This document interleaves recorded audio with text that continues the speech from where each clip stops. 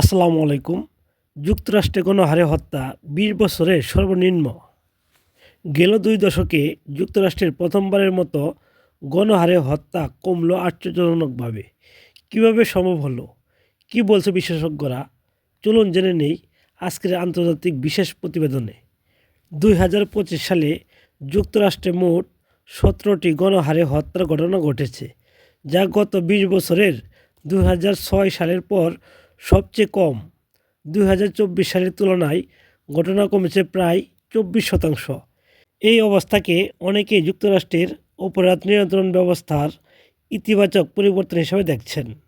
বিশেষজ্ঞদের মতে কয়েকটি কারণে গণহারে হত্যার সংখ্যা কমেছে।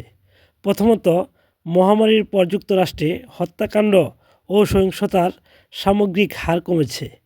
দ্বিতীয়ত, জরুরি প্রতিক্রিয়া, fire brigade, ambulance, trauma centre এখন আগের চেয়েও দ্রুত ও কার্যকর। আর তৃতীয়ত, কিছু অঙ্গরাজ্যে কঠোর বন্দুক নিয়ন্ত্রণ এবং হুমকি মূল্যায়ন পদ্ধতি কার্যকর হয়েছে। এই সংখ্যা কমে যাওয়া যদিও সুখবর, তবুও বিশেষজ্ঞরা সতর্ক করেছেন।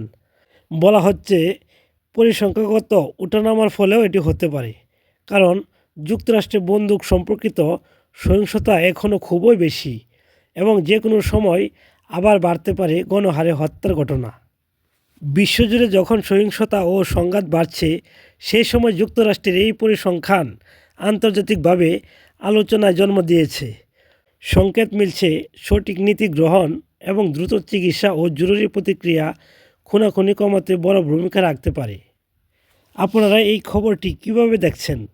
গণহত্যা কমে যাওয়া কি স্থায়ী পরিবর্তনের ইঙ্গিত নাকি সাময়িক? কমেন্ট করে মতামত জানাবেন।